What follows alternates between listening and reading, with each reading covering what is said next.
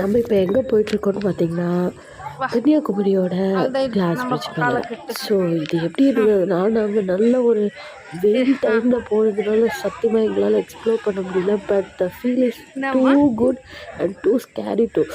இந்த கிளாஸ் எப்படிடா இப்படி தாங்குதுங்கிற மாதிரி ஒரு பயமும் இருந்தது, பட் நடக்க நல்லாவும் இருந்தது. நானும் அம்மாவும் போயிட்டு போகிறோம், பயந்துட்டே தான் நடக்கிறோம், ஃப்ரீயாக எங்களால் நடக்க முடியல.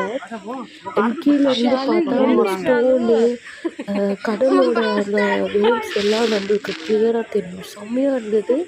நீங்கள் டைம் போயிட்டு வாங்க. ஆனால் நாங்கள் வந்து ஆஃப்டர்நூனில் போனதுனால ரொம்ப கால் சுற்றுது. ஸோ அதுக்கேற்ற மாதிரி பிளான் பண்ணிக்கோங்க.